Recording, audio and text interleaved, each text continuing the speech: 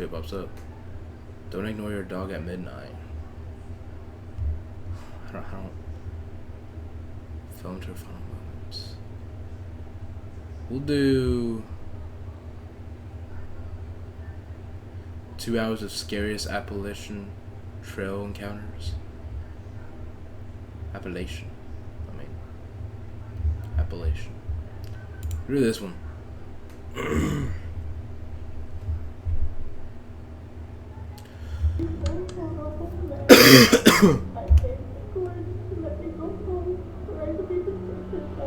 These are some of the most disturbing and gut-wrenching POV clips ever caught on camera. I personally searched through countless videos to try and bring you only the most intense and unfiltered moments. 54 minutes. Some of these are so extreme that they've been wiped from the internet. So as always, viewer discretion is highly advised. Level 1. Man discovers lost GoPro.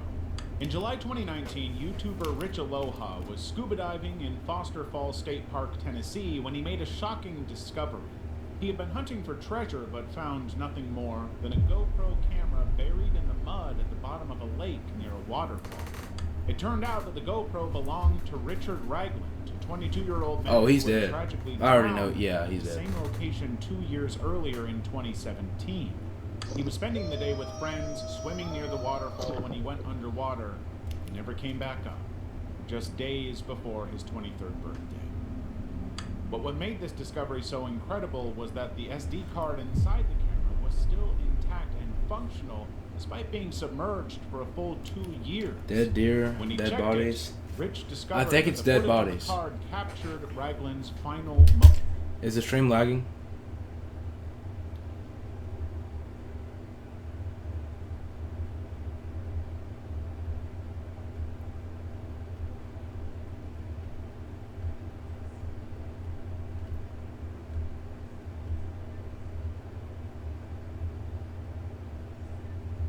Yo, someone tell me if the stream is lagging. Like bad. They were both. Like how bad is the stream lagging? It's just my stream. Oh. I'm looking at my stream right now. Like on my phone, and it looks like fine. I don't know if it's on your end or my end. It's on your end?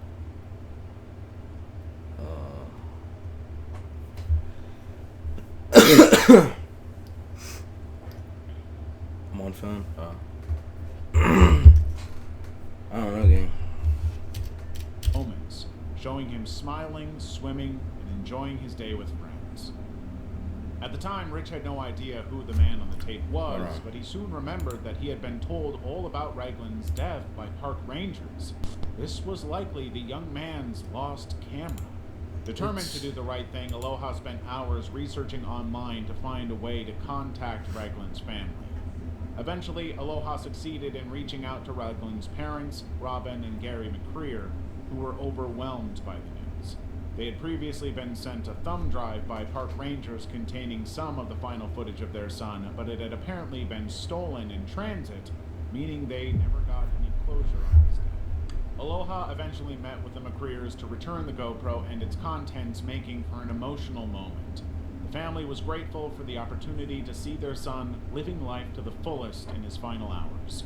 Robin McCreer expressed her appreciation for Aloha's efforts, saying that his persistence in contacting them means the world to us.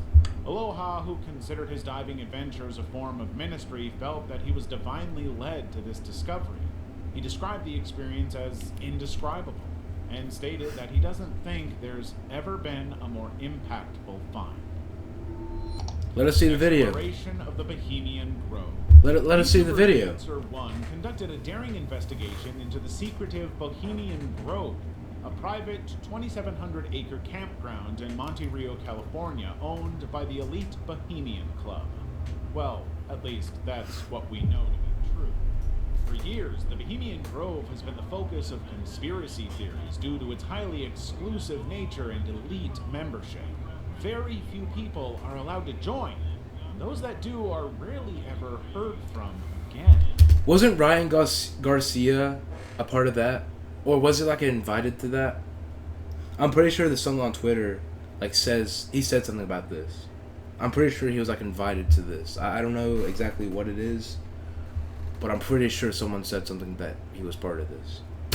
That tight-knit secrecy has led to a host of claims of satanic rituals and allegations of youth abuse, which have surrounded the club for as long as it's existed.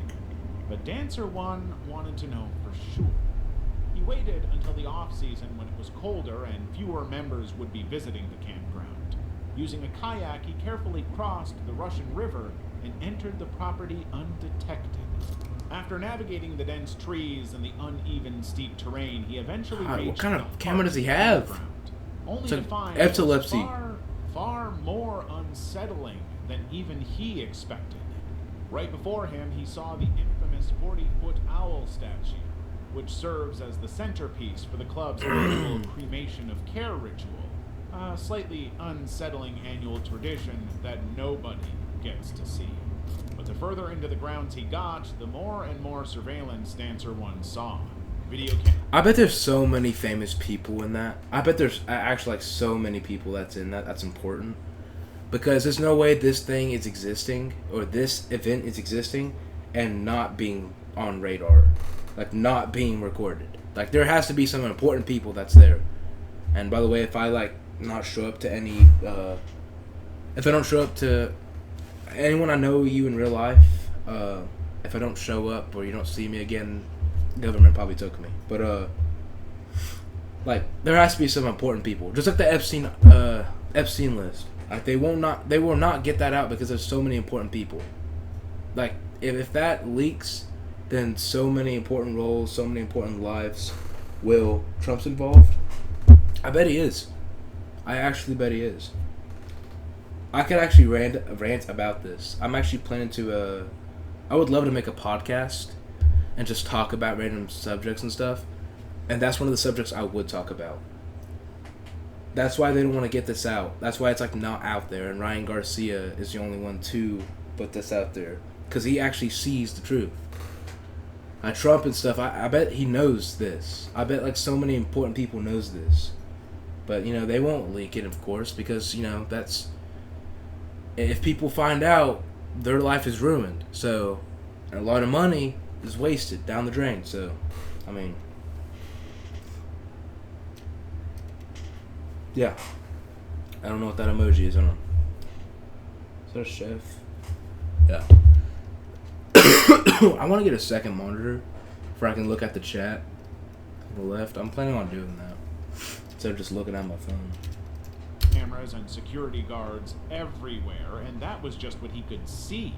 There could be motion-activated sensors anywhere, and the consequences of breaking into the world... And the fact that it's, like, so, like, big, like, that place in that, like, place of the woods is so big and so, like, constructed, means to tell you that these people are rich and have power, so they're very important. His most secure cult could be deadly, so he left. But Dancer One's investigation didn't stop with this initial foray. He claimed to have returned to Bohemian Grove multiple times, including during the annual July encampment when the cremation of care ritual takes place. He says, yeah, look at that. There's so many people. Ritual, describing the sight of a person covered in cloth being carried and placed in a boat, suggesting a mock sacrifice of some kind. But the truth is that nobody has any idea what takes place in Bohemian Grove behind closed doors. And Dancer One's investigation suggests we don't want to. Important people. They won't leak it. Electricity Factory. In the heart of Cleveland, Ohio, stood the once mighty Westinghouse It could be the Pope. The Pope could be in that cult. Which it's highly likely or highly unlikely, either one, but like, I don't know, there has to be some important people like in there. Like Will Smith, Tom Hanks. I mean, they have to be on the Epstein list. Like, they have to be. I 100% believe it. But like, I don't know, it's weird, man. It's absolutely weird. It's like something we would never know. Factory, a testament to America's industrial prowess. This colossal facility, which had churned out everything from metal casings to lighting equipment, was once among the largest factories in the United States. But in 1979, production lines fell silent and the factory doors closed for good, leaving behind a giant shell of its former glory. Chris Hill, also known as Urbex, That looked like a Call of Duty map. sights on Black Ops uncovering 3. the secrets that lay within the Black Ops abandoned 3. walls of the factory. Like He Cold War. wanted to Cold discover War the zombies. remnants from the factory's heyday, frozen in time for 4 decades. But before he even got into the building, Chris got an ominous sign. The sound of gunfire, a shootout not far from their location.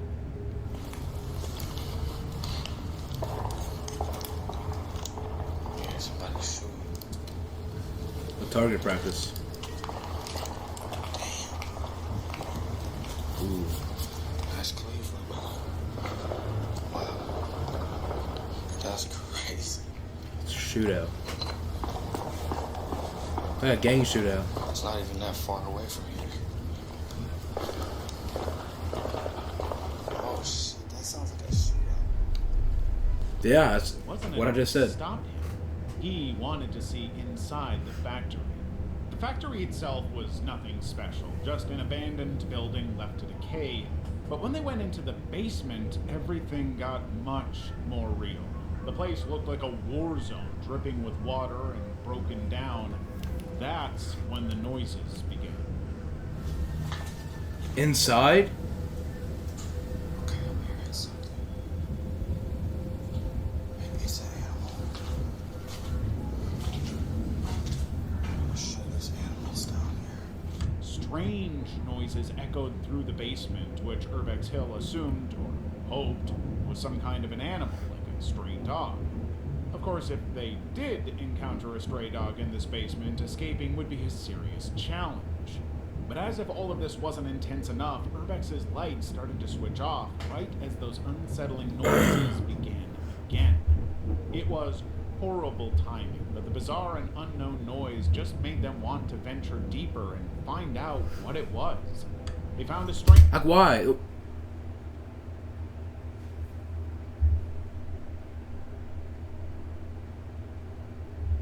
Okay, SCP-096. That's SCP-096. Why? If you hear noises in a building, like that's like horror movie type crap, why would you adventure more in? Like, I was gonna say adventure more in the day. I just don't adventure at all. Like, love your life, and then go back home, and then watch Gold Chat streams, please. But like, actually, like, live. Like, you're risking your life with this. Like, this guy looks like SCP-096. He looks like if you wake him, he's probably gonna run at you with like a glass shard and rip out your eyes. Like, this is just a horror movie. Like, you could make this film, like this recording, just a horror movie. Like about it. So, like, if you see that, like, why are you standing? Like, he's out in the middle of the hallway right now. Like, why are you standing out in the middle of the hallway with a flashlight, looking directly at him? Strange man crouched in the corner, shirtless and staring at the wall, not moving. He was clearly homeless, possibly high on some kind of drug. Suddenly, the noises made sense. It turns out that the basement was home to a homeless encampment, a large-scale resting place for people who have nowhere else to turn. But why are they so creepy? Like, I understand, like, they have, like, they're dirty and stuff, but like, they walk around like soulless people. SCP-096, but black. Okay. Oh, bro, he was not even black. He was just tanned. Like, thanks, Zach. Thanks for your input. But like, I understand for like the bad hygiene and stuff because you're homeless, but like, they walk around like unalive souls, like lost souls. Like, they just walk around like eyes wide open. Like, you always see that. Like, I live near a CVS, and there's so many homeless people like right beside it because it's like a park like right beside it. And I've been encountered by so many homeless people just asking for money beside there. Like they just walk up. Like I'm in the drive-thru for the not CVS, and they're like, knock on the window. Can you spare a dollar? No. It's like, I know you have a dollar. You're going to CVS. You gotta have a dollar. Like, dude, I need this medicine, or I'm gonna crash out. Like, leave me alone.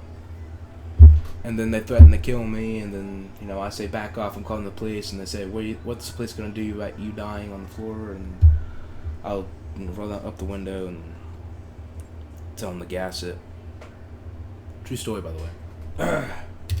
That was enough to make Iceberg say it was time to leave, if they could still find the exit. They can't find the exit? GoPro captures strange sounds in Michigan forest. Skinwalker. A man and his dog were hiking through the Huron National Forest in Michigan. The man had fixed a GoPro to the dog, hoping to get some cool and unique footage from his pup's POV. The man had a history of hunting for Bigfoot, always hoping that he would one day get the legendary creature on camera. So far, he had been unsuccessful. So wait, the last time I'm gonna pause this for a good few minutes. But you're gonna tell me that you're looking for Bigfoot, and the only way you're gonna find Bigfoot is strapping a GoPro to your dog that's alone? Your dog's gonna get ate to shreds. It's gonna die. If it's real Bigfoot, your dog is gonna die. I'm sorry. You're sacrificing your dog right now. Sacrificing your dog, dude. Oh. Like, I don't know if like the guy's behind the dog or not. Maybe like tracking him. I don't know. Like coon hunting. Being is ready. So after the video, if you want to get on. Yeah, I'll get on right after this video. I'm just reacting right now. But the man never once gave up hope. This could be... Yeah, he's right behind him. Okay. But he couldn't have anticipated he would get something far, far stranger. As the dog fished around the forest looking for something fun and interesting to play with, a bizarre sound rang out across the woodland. A strange shriek, inhuman and frankly Bigfoot. unsettling. What the hell is over there?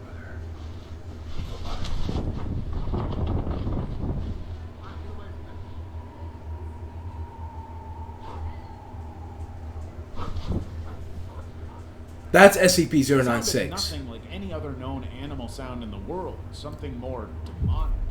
The SCP-096. dog heard it right away, and the man soon heard it after. That was actually, He had that no was clue stock what footage. the animal could possibly Stock be. audio The of noise just SCP-096. got louder and more intense to boot. He's coming. As the dog started going toward it, the man decided that they had to leave.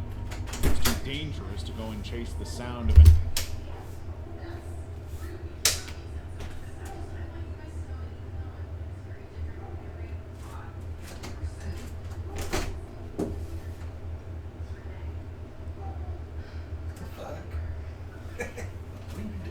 Streaming. Why didn't you stream? Huh? FPL win? Yeah. You want anything sweet? From where? Sure. What do you want? If it's ice cream, give me the cookie dough. Thank you. Ooh, cookie dough ice cream. It's not the best ice cream, but it'll do. It'll do. animal they had never heard before. When the video was eventually uploaded, the man's followers identified the sound whistle? as an Aztec death whistle. I want a Bizarre death whistle. and sinister old whistle once used by the Aztecs for sacrificial purposes. It's a sinister, haunting, and frankly terrifying screeching sound, exactly like the one the man and his dog heard.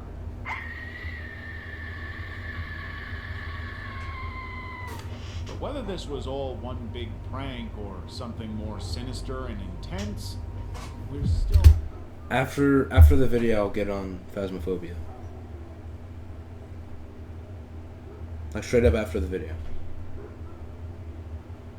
So just tell Bingus that, or just tell everyone that that's getting on. Not clear on that. Daniel O'Neill's camping encounter. In 2023, Daniel O'Neill, the creator behind the YouTube channel English Woodsman, was making what he thought would be a pretty typical camping video. He had ventured into an area he was not super familiar with, that he had never really visited before, hoping for a totally different kind of video. Daniel had specifically chosen his location to be far from the nearby cows, right in the middle of the woodland for some peace and quiet. But as he set up all of his recording equipment, he started to feel unsettled by something he had heard. Actually, you can invite Bingus to the... What's up, Michael? You can invite Bingus to the live stream if you want to. This way he won't be bored. Or if he is bored or not, I don't know. But like right after this video, this reaction, I will get on Phasmophobia.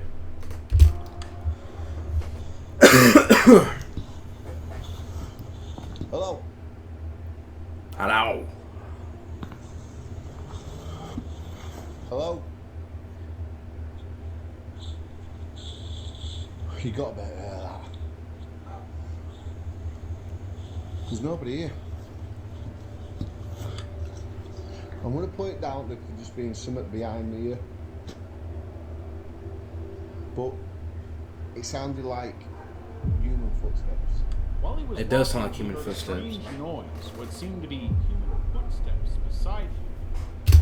This is the most disturbing footage caught on camera, Iceberg. This is actually some of my favorite stuff. Like, not the ghost, paranormal stuff, because I barely believe that. Like, barely. But, like, the real stuff caught on, like, real, camera, I actually like that type of stuff. I'm not gonna lie.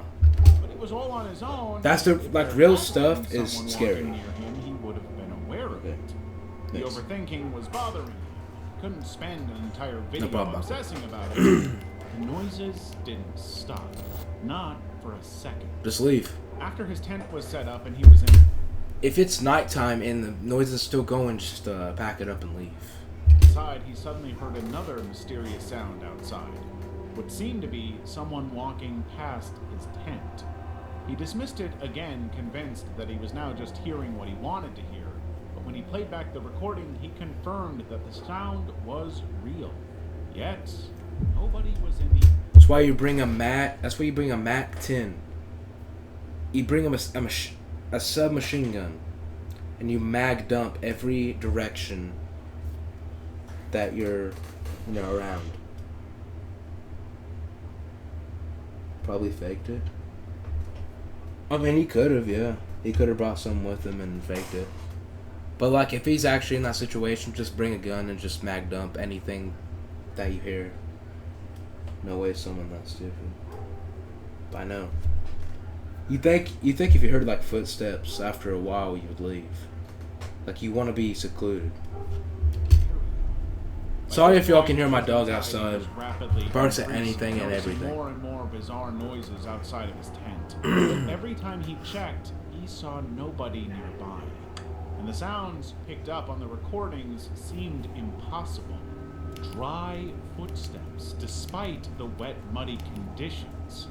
No matter how much he convinced himself that he was just hearing things or making it up, Daniel kept hearing the noises. He knew he had to find another spot to camp outside of the woods. He later described the noises that he had heard as being animal-like, but impossible. Hey, Michael, is your input on the live stream, like, late? Or is it lagging? Because, like, it's happened for Zach, and I don't know if it's, like, actually my problem or his problem. But, Zach, whatever that problem is, it might be the quality of the video, or just whatever is, wrong with the video, maybe, I don't know. It could be just the phone itself. Look, I hope it's not lagging. Like, drop frames stuff. Because if it is, then we're absolutely fried. No, I think it's his issue. Alright. Thank the Lord. Whew. Zach, I hope whatever issue that's happening, I hope it gets resolved soon. But you'll be in the stream, of course, like the actual stream. So it doesn't matter. By the way, I want to make a camping live stream. Like I want to make it. It don't have to be soon, but if it is soon, like the better. Cause like, okay, someone just left my house. Like, I just want to make a camping stream, like with my friends, like all of y'all. I think that would be sick. I'm not gonna lie. Have tents out in the back. Like, I better be there on the stream or in the camping stream, because you'll be in the camping stream, all right? Oh, you'll actually be one of the first I'll invite. You want to go camping? Zach, you'll go camping. you, Zach, Michael, Gavin, more people. That generally sounds fun. I know. Like I can bring a. I don't have to bring a phone. I can if I want. But like I can record on like an actual camera. And just like bring that around, like set it up like a GoPro, and just like do random stuff, like I don't know, chop wood, make a fire, like make like a like not like a pre-built fire, but actually just try to make a fire. I'll be right back. All right. I think that'd be such a goated camping stream. I don't know about like streaming the whole night. We might stream the whole night if we can stay up all night, or just go to sleep. Because I don't know how, interesting us going to sleep would be. But, I don't know. Just like doing random stuff, hearing random stuff, like telling scary stories. Let's actually do that soon. Before it hits winter, let's do that. Me?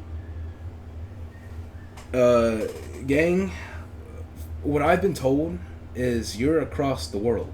So, I mean, unless you want to... Gang, you're like hours away.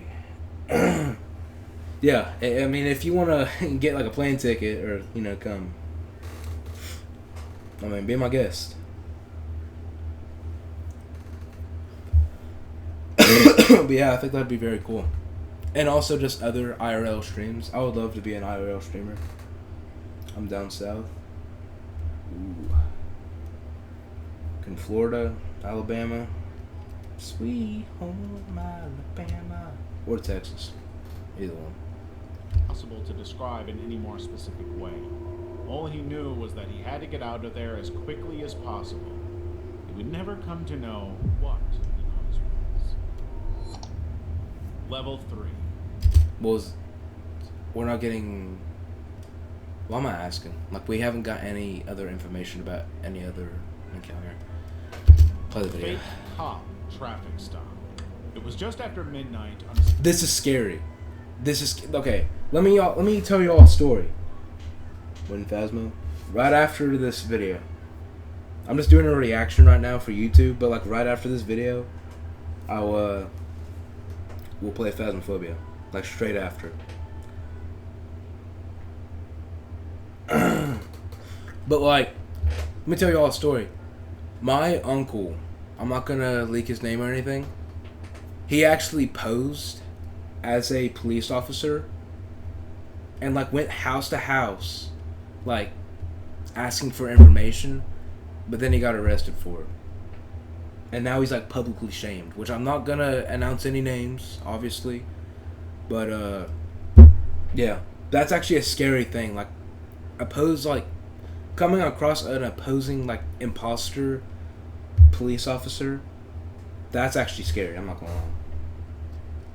September 2019, and an Albuquerque Police Department officer was driving home when he noticed what seemed to be a traffic officer. Especially if they have like lethal type equipment.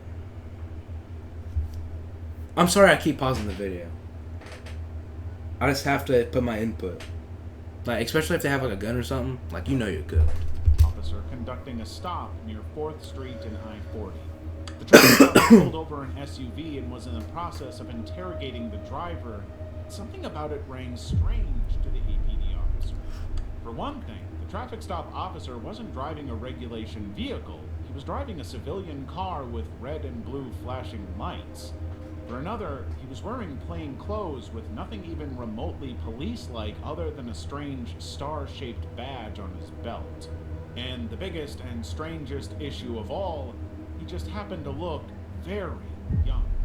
The APD officer decided to approach the traffic cop and get some answers, believing that he would have identification that could clear the whole thing up. The traffic officer introduced himself as Brendan Wazinski, a cop that had worked for the Bernalillo County Sheriff's Office. Yeah, my uncle. It's like a long uncle though, like a long away uncle. Like it's not like an uncle like really related. I mean, he related to me, but like not like associated with me. You know what I mean?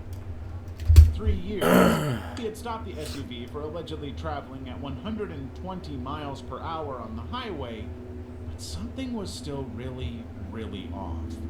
And the more that he questioned Officer Wazinski, the more that feeling continued to grow. Officer Wazinski couldn't produce proper identification. His birth year, 1994, didn't match the registration of his vehicle, suggesting that wasn't his car. And he wasn't wearing appropriate police attire or equipment. Only at this point did Wazinski admit that he was not, and had never been, a cop.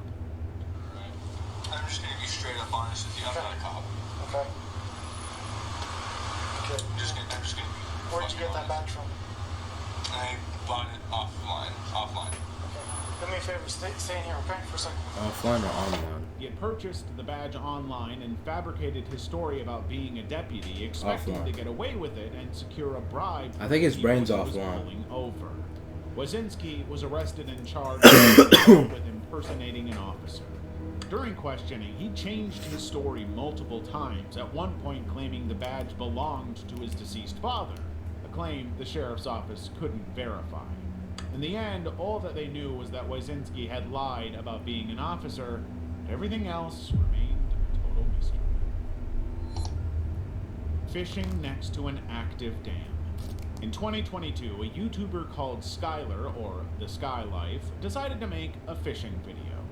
But he wanted to go fishing in a unique and different spot, settling on a bank next to the very active Phoenix Dam. The signs all over the area had warned of danger, urging people not to fish in the water. The official guidance was that there would be 3 loud sirens signifying that the dam was about to release and flood, but Skylar didn't care. He thought the odds of that happening were so low that it was almost irrelevant. And this is why people die. Skylar's experience was incredible. And I don't feel After a bad for him series because of it's failed their fishing mistake. attempts, he was getting a whole bunch of impressive catches. Smallmouth and largemouth bass were coming in left and right, and he believed he was about to catch a real big one. And why are you in the water? You could just stay on the shore and just fish from there. And if you get like a great cast, it's like perfect cast, mental health issues probably. Yeah, it's so sad. Like, why are you impersonating police? Like, I don't know. I could think why you're impersonating a police officer is probably just to stalk somebody. Like if you're like pulling someone over, I think it's like a stalking type thing. Or it could be just a mental health, like, you know, you said, Michael. Like, it could be like they want to be something like for instance, somebody wanting to be Batman or Superman or something, or, you know, Spider-Man or Batman. Like they could like wear like a Batman outfit and then just like go out there and try to fight crime and then actually just get killed from like a gang member, like one shot to the head. But like, it could be the same thing. It's pretty sad, honestly. But like, it's a very illegal thing, especially if they have like high powered like equipment. Ooh, absolutely vile. Also, my uncle was a veteran, so you already know he had higher powered equipment. A giant, unidentified fish that nobody had Not seen anymore, before. obviously. But the fishing trip was suddenly interrupted by a loud, blaring noise. A siren.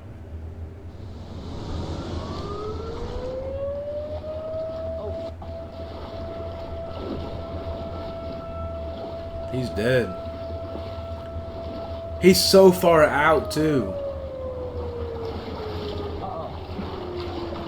Yeah, you're a I goner. gotta go. Oh, Should've took a boat. Took a canoe. I got 2 more sirens. Uh-oh. I'm almost back. Run faster. Skylar knew instantly that wasn't good, but then it was followed by a second siren. Knowing that the water was about to be released in a very, very dangerously quick gush, Skylar had to rush over the slippery rocks. Oh, to he's safety. cooked. The exact situation He's so far the away, signs too. He's warned cooked. him about. He had to stay calm even though they were mere The calm moments before the away storm. from being completely obliterated. When he finally got to safety, he realized that there was no third siren coming. The entire thing had been a false alarm, possibly triggered to deter him from fishing in the area. Oh. The water wasn't rising, nor was it ever going to rise. In his rush to escape the scene, Skylar had injured his leg, another risk that these signs had warned him about. Yet, If the water was actually coming down, he'd been cooked. Like, absolutely cooked. If that water actually rushed in, ooh, dude, he's obliterated. He's gonna be thrown around like a ping pong ball, dude. Oh my goodness. But that's what happens. Play stupid games, win stupid prizes. a good time fishing while he did, despite initially dismissing the warning. Like, fish on the shore. Don't fish in the middle of the freaking... Damn, dude. That's so stupid. That's so stupid. I mean, yeah, there could be fish in the middle of the, middle of the dam. But, like, why? Like, why would you risk your life for that? I said live. You risk your life for that. I told y'all, I'm feeling sick. I got, like, a stuffy nose and stuff. Allergy season. Average 4chan user. This would be on 4chan. This would be on looksmax.org. Do not search it up, by the way. Or 4chan. That video would have been on 4chan. I bet you. That had been laid out all over the area. Skylar finally had That dam came down, he would have been on 4chan for real. to admit that he should have listened. He told his viewers to respect the warnings, to be safe, and to not go fishing next to an active dam. First of all, read the Orca warnings. encounter. In Norway, a group Orcas, of tourists climbed on board a big wooden I hate boat orcas so heading out much. into the fjords in hopes of seeing some orcas in the wild. Of course, there was no guarantee that they would be able to see any, but just as the sun was starting to go down, they had some luck. An orca passed by their boat, and then another, and another. And another, Within a matter another. of minutes, they found themselves in A whole the middle flock. of a massive pod of whales with Because dozens they and travel in dozens flocks. of the orcas surrounding them Or, and passing not like a flock, peacefully. a pack. It was an incredible I think that's view, what it's called, pack. But of course, everyone was terrified. The killer whale is one of the biggest animals on the planet, an apex predator that has more than earned its reputation. It's play stupid games, win stupid prizes, not playing. You know what I'm planning to do? I'm planning to kick you out of the stream, buddy. You're planning to get a ban. Keep it up. And while they don't usually tend to attack humans, there have been multiple cases of that happening. In 1972, a surfer in California was bitten on the leg by an orca, but survived. In 2005, a 12-year-old boy in Alaska was bumped by an orca while swimming, but not injured. And in 2014, a diver in New Zealand was pulled underwater by an orca grabbing his catch bag, but escaped unharmed. All other cases of humans being attacked or killed by orcas have happened in captivity. But that doesn't... Thing about orcas, I've actually studied on orcas. Not to sound like a nerd, but like... They travel in packs. They mostly go for other sea animals. They don't go for humans because they see us actually like... They see us like bottom feeders. They see us like at the bottom of the barrel of the food chain. Like they do not want us. They think we're actually dumb. Like they feel bad for us. That's the scientific thing. But like those things are, oh my god, if they hunted us, they'd be deadly. They'd be like, they'd kill more than sharks. I know that. They'd kill more people than sharks. Doesn't mean that seeing this many this close is not terrifying. Fortunately for these people, the orcas had no interest in harming them. Hidden basement discovered. A man had recently moved into a studio apartment in England, having agreed to rent it without even seeing it once. The cost of living in the UK had skyrocketed, and all he really wanted was a small, nice space for an affordable amount. But when moving day arrived and he came to see his new home for the first time, he started to realize exactly why the rental price was so low in the first place. The whole vibe of the place was strange. It was a beautiful old building with high ceilings, a 19th century monastery-type design with mirrors everywhere. The bedroom was so small that he couldn't even stand up. But none of that was anything compared to the strange handle in the floor. He believed that the apartment was built to contain some additional underfloor storage, but when he opened it, he found that it went much, much deeper than he had anticipated. Alone in his home at 10 p.m. with nothing more than a camera and a torch, he ventured down into what he described as the dungeon of the house. The dungeon was covered in graffiti with a bricked-up window, a bizarre trench with a grate that he suspected was a burial ground, and what appeared to be a brick seat or a sacrificial altar. It had all the hallmarks of some kind of ceremonial sacrifice dungeon. But the dungeon was even bigger. The further he got, the more it became clear why the rental price was so low. Anyone who came to see the property would have seen the sacrificial room and fled. The dungeon was wired for electricity, and he could hear the sounds of the neighbors upstairs who most likely have no idea about what is going on right under their own homes. A newspaper left behind was dated 1984, suggesting that the place was in use for a long, long period of time. But what it was used for, you'll never know. And I don't think this guy really wants to know. Creepy Satanic Bridge. In the summer of 1999, Chris Childrey was this is stuff I don't believe. for the George Washington High School Art and Literary magazine, Wantons, shooting footage of the aptly named Satan's Bridge in Virginia. The footage opened with shots of animal carcasses, some of them as fully intact skeletons, some of them simply remnants shoved into a trash bag and left in a ditch. While there was no way to know for sure, the presence of deer suggested that this was the work of hunters who had no purpose for the animals they had so cruelly murdered. But the more Chris recorded footage, the more convinced he became that this may not have been the work of hunters at all. This may have been people performing ritual sacrifice in the name of Satan.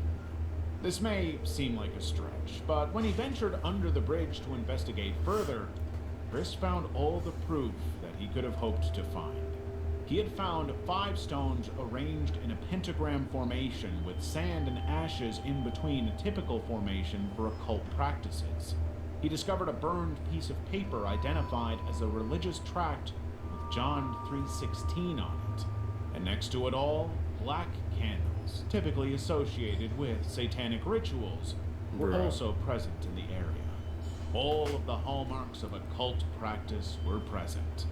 And while he never filmed them out of respect, Chris had seen multiple dead human bodies around the bridge throughout 1999 and 2000. An unsettling pattern that only further convinced him that Satanists were in action all over Virginia. Well, how did he get up there? They were sacrificing living things to appease Satan. Chris eventually stopped visiting the bridge entirely, freaked out by what he had seen over the years, but in the years since his footage, Satan's Bridge has become more of a casual hangout spot for teenagers, with less openly satanic practices. Of course it's an OPAT for teenagers. Teenagers do anything. Like, I know I'm a teenager, but like those type of teenagers, they just do anything. There could be a place called Hell, like literal hell, and they would go hang out there. They'd go hang out in Antarctica if they would, or if they could. Like, a mental capacity. Like, I know y'all still kids, but God. Taking place, at least that we know of. Level 4. Hannah and Spencer Mugford. In the early hours of May 27, 2018, Sophia McKenna and her friend Spencer Mugford embarked on what was supposed to be an adventurous night I've at seen the this. New London Ledge Lighthouse. Spencer was a student at the University of Connecticut Avery Point campus in Groton, a campus well known for its marine credentials. The two of them took a white and blue 14-foot sunfish sailboat without a mast from the school's marina and began paddling toward the lighthouse, located about a mile offshore. Around 2 a.m., Spencer posted a photo on Snapchat showing Sophia at the lighthouse. This would be the last known communication from either of them. Between 2:05 a.m. and 2:09 a.m., Sophia's mother, Michelle McKenna, received 7 missed calls from Spencer. How much is left of the video?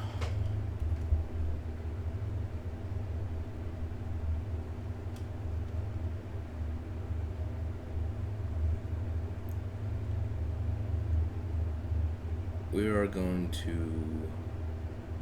Let me just tell you all the story of this. So basically, they both went to that place like in the middle of the ocean. They both were never found again. As you can see out there, missed calls. They believe the guy murdered the girl and then ran off into a boat, and they believe he got kidnapped by people on a boat that he went on and got, sent to another country or got killed. It's like a whole thing, but yeah, we'll skip through that. Thick.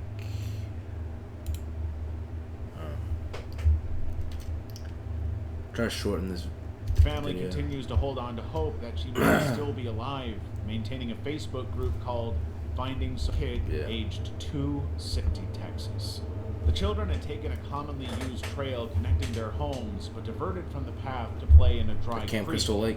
When they were done, they soon realized they were lost. The Montgomery County Sheriff's Office received the initial report of the missing children around 7:55 p.m. on Thursday, but as night fell and rain set in, concerns for the children's safety grew. They had to be found quickly. I've seen this too. The kids get found safe. They get found safely. Like here, you can see right here. They get found safely. None of them get lost. Slowly lowered it into the pipe. I have not seen this. But, much to their surprise, it just kept going and going and going. The sounds they got were nothing special, just the sound of metal for a while. And everything changed. They could hear water down there. But whenever they shined their flashlights into the pipe, all they saw was another pipe at the bottom. One that the GoPro never seemed to hit. The twins were convinced that there was some kind of cave system below, some river or small body of water. The weirdest was about to happen. The GoPro began to pick up strange sounds, inexplicable heavy breathing and footsteps, as though the GoPro had landed right next to somebody.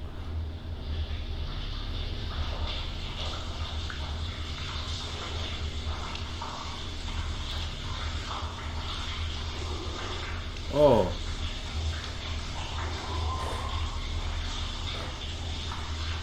Pull back up now.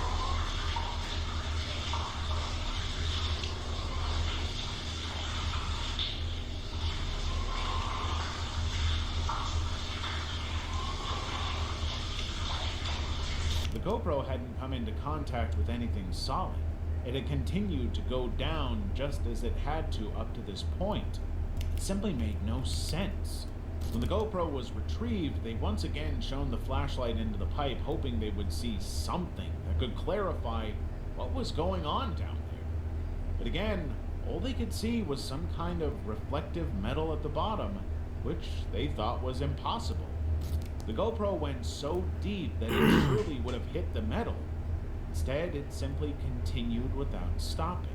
The twins maintain to this day that the pipe is wrong somehow, that there is something strange about it that makes simply no sense whatsoever. Maybe it's a cave system, maybe it's an underground river. The pipe never seems to end. Whatever is down there remains a creepy, unknowable factor. Abandoned school. For over 13 years, Robert Fulton Elementary School in Cleveland, Ohio has been left to deteriorate and rot. It's always in Ohio. But It's always in YouTubers Ohio and this stuff is urban happening. Explorers now view it as one of the best Down in places Ohio. to go poking God. around, including Chris Hill. Chris Hill from the Urbex Hill channel had explored the school once before in 2022 and encountered some seriously unsettling things. But 2 years had passed and he wanted to see how much things had changed and just how deteriorated it had become. When he entered the building at 1 a.m., he soon realized that the place had deteriorated quite a bit, to the I'd point say. of total structural instability. The stairs under his feet creaked so badly they could collapse at any moment. That's why you The upper leave. level of the school was seemingly on its last leg. Kind of Last of Chris Us was looking beyond location. and seeing much Leave. more concerning warning signs. There were scribbles on the wall everywhere he turned. I would also like to go. I would also like to do like an IRL stream where we go to like an abandoned place and just like stream in there. Not like actually like sit down and just talk about things, but just like roam around and explore. But not like this. Not like if the floorboards are creaking, looking like they're actually about to combust. Not like that. Like we're not risking your lives for that. No way. To ominous messages like "Don't explore alone" and "Keep out," suggesting that people had been here not long before. In the classrooms, he found evidence that people had been squatting inside the school, possibly as recently as the night before. He had heard noises in the school from the second he entered, but he had seen nobody. And against his better judgment, he decided to press on and explore further. Unfortunately, he was about to encounter the one thing that he could never have counted on: a screaming man. Oh.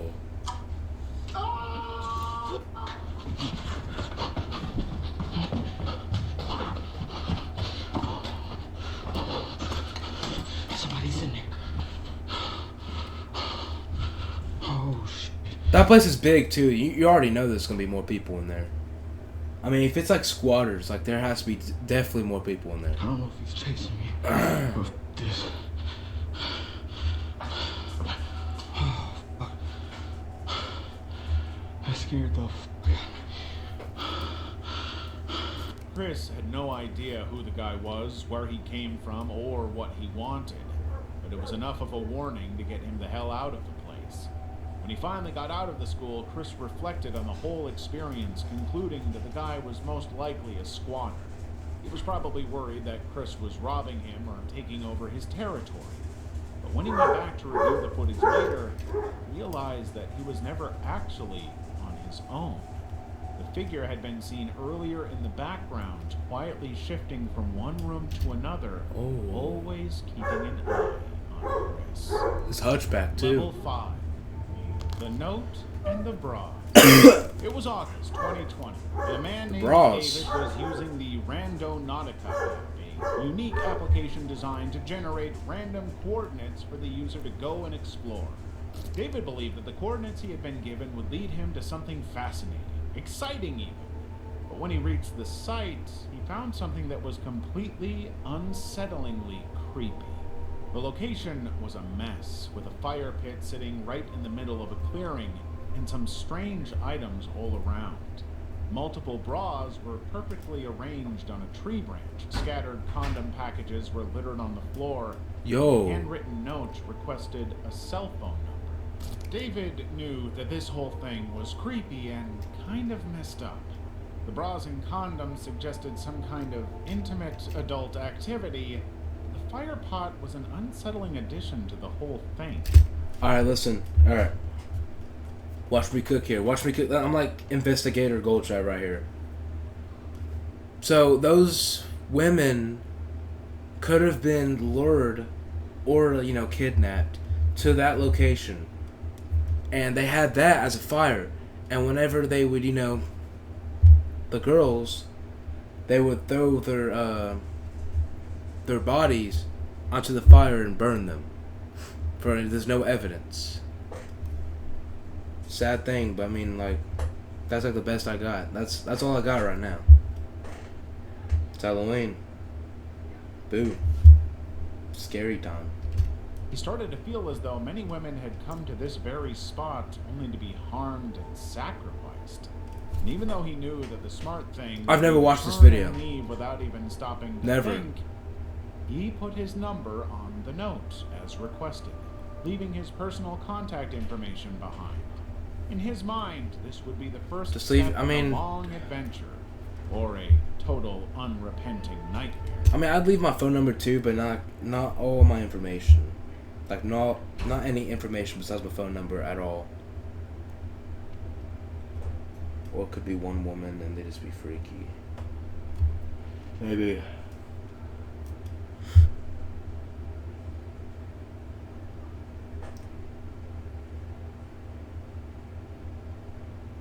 You know, leave them there. They could be just taking their bras off and then forgetting them. And they just like put their shirt back on braless. You know what I mean?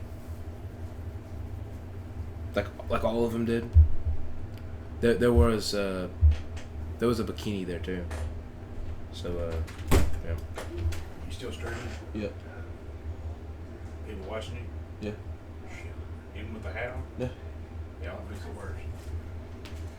I got half a hamburger and shit in here for Alright. Thank you. Alright, thank you.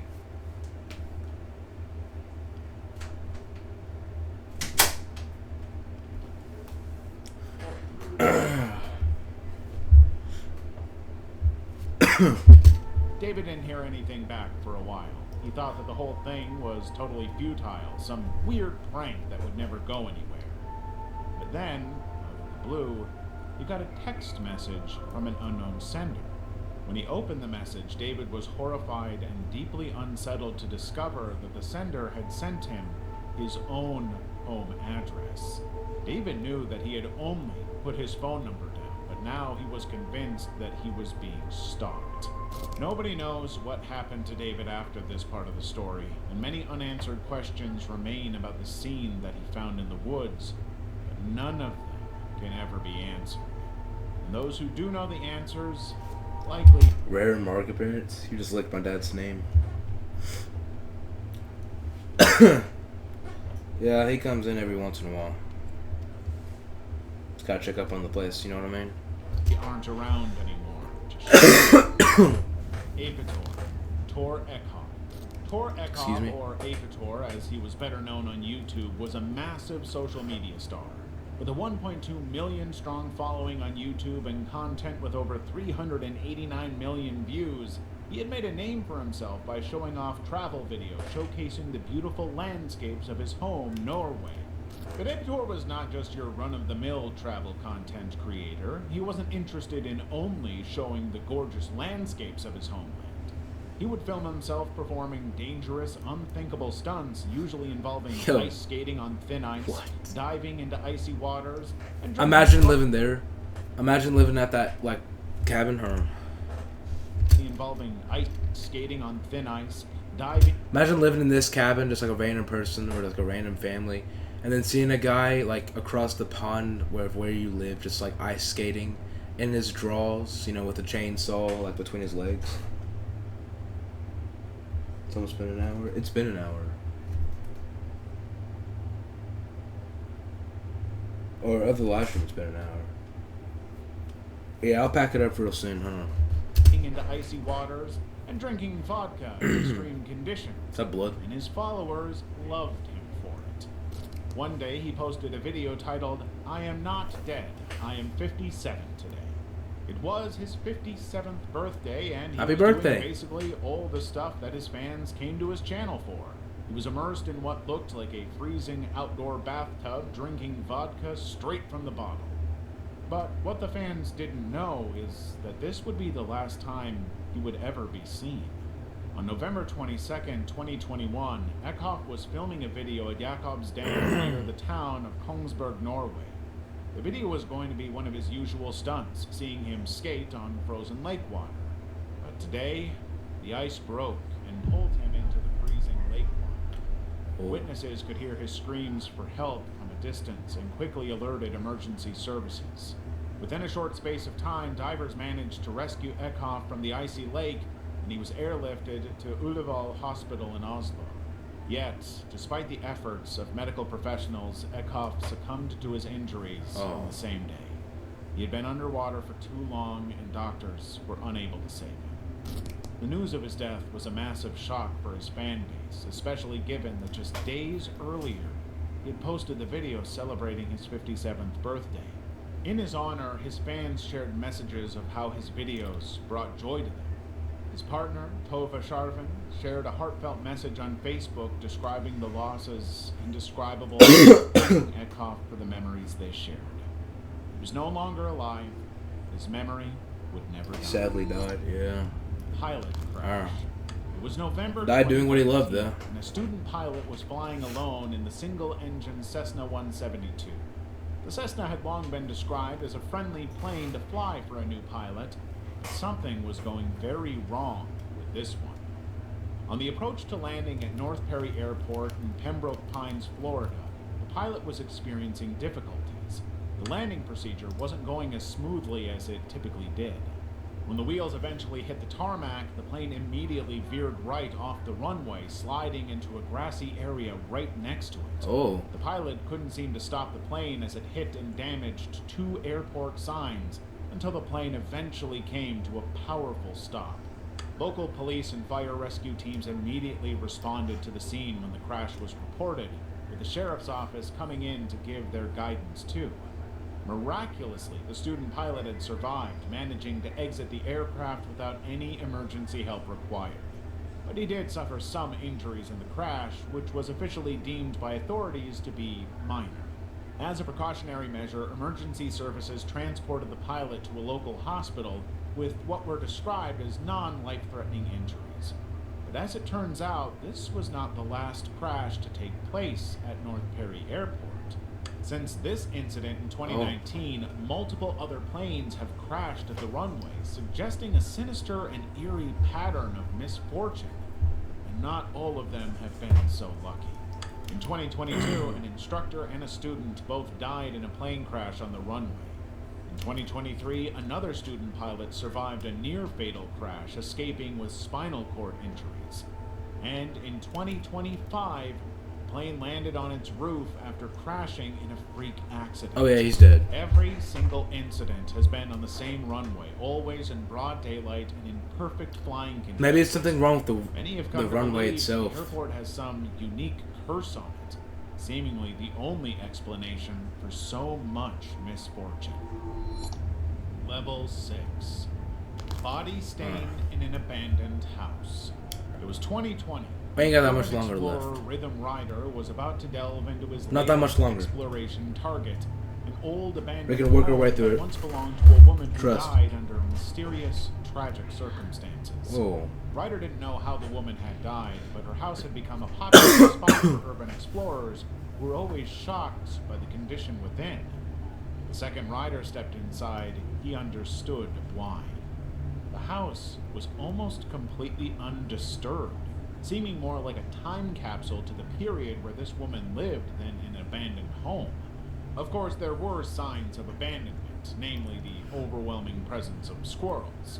But otherwise, it seemed as though someone had lived here until very, very recently. Ryder explored the entire house from the upper bedrooms to the lower basement, taking in That's the low-key entire creepy. residence and slowly piecing together the story of this woman's life. She was an avid smoker, as seen by the nicotine film. Her husband had died before she did, and she had multiple gun cases throughout the house, suggesting she and her husband were very protective. But what really caught Ryder's eye was the body stain. Human-shaped mark left on the floor beside the original owner's walker. That's when he realized the woman had died right there where he was standing. She likely took some kind of fall and simply never recovered. Oh. In fact, she probably lay there for hours or even days before anyone found her. Her belongings had been rifled. So she was just rotting on that. Good night. Yeah, I'm about to go to bed. Good night, guys. Good night, Malcolm. She was just like she was becoming the floor. Like she was a part of that floor. It's sad to think that widows, like old women, like die like that. Like there's so many instances where women just die from falling down and cannot get back up. That's sad.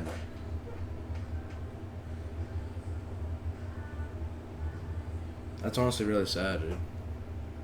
It's not creepy. I mean, the house itself is creepy, like more like a time capsule, like someone was just living there, but not really. That's I don't know. Through suggesting that someone did come to collect her things. That body stain messed Ryder up.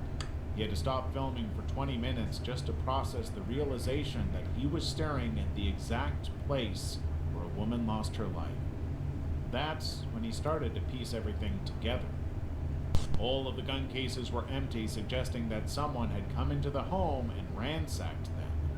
Maybe that happened after she died. Maybe it happened shortly before. Maybe it was even the reason that she died.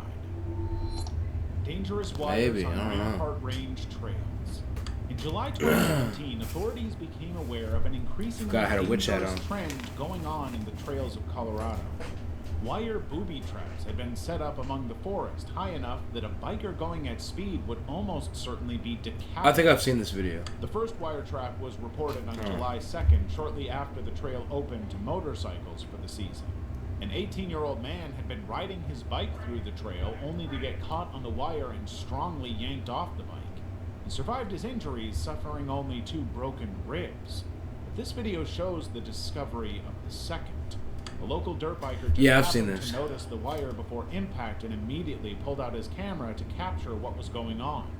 The trails are open to pretty much everybody, including hikers, horses, bicycles, and motorcycles.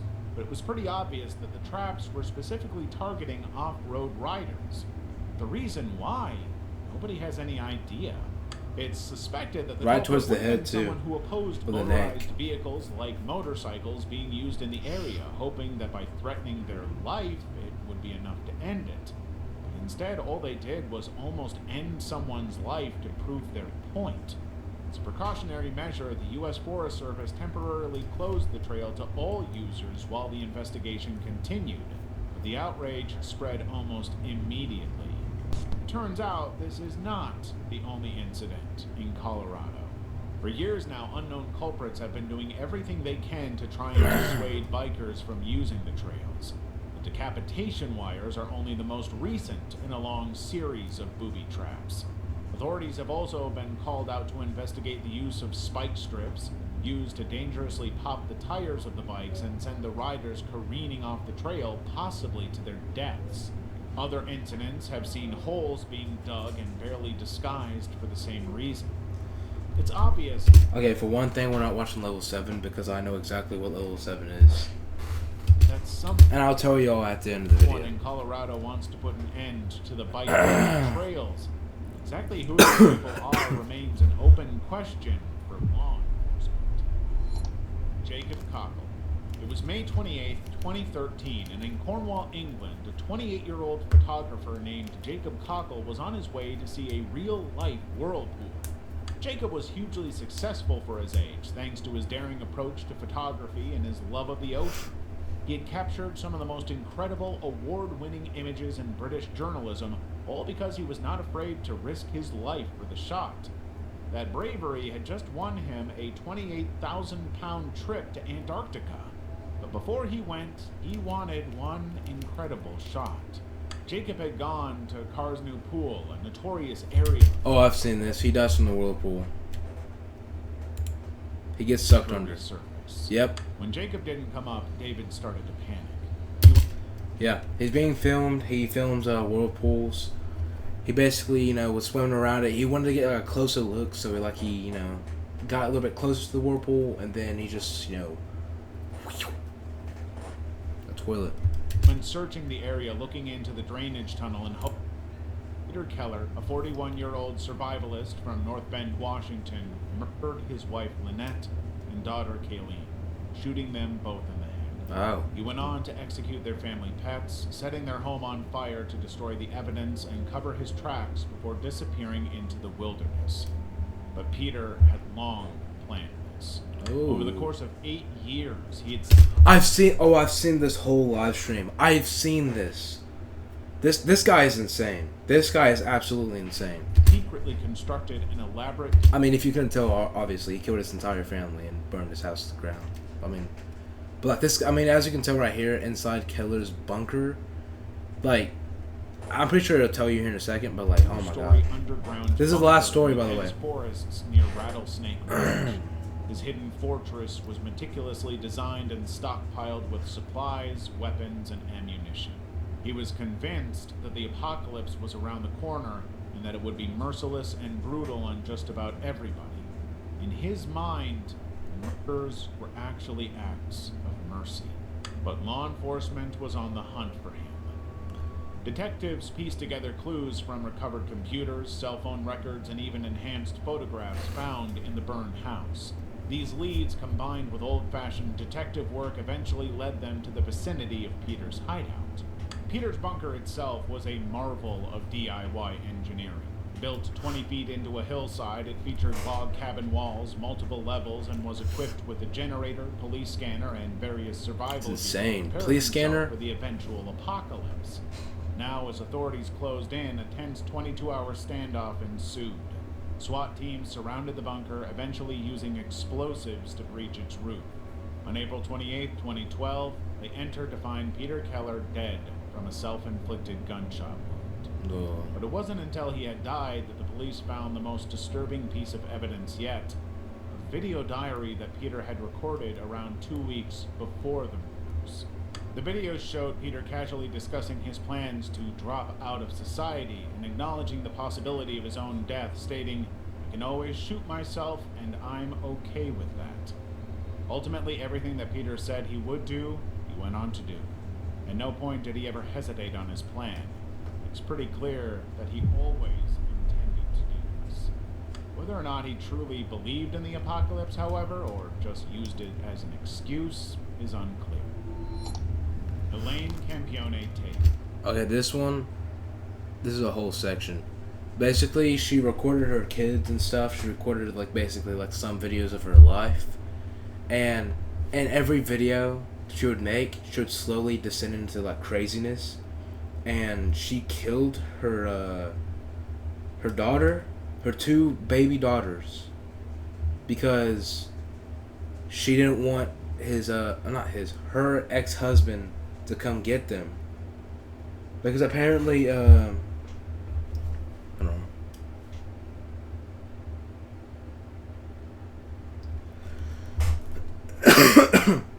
Apparently the ex-husband was like abusive to her, not the kids themselves, or I don't even know if I forgot if he was like abusive or not. Maybe, you know, they just got a divorce and she did not like him whatsoever and did not want them around him.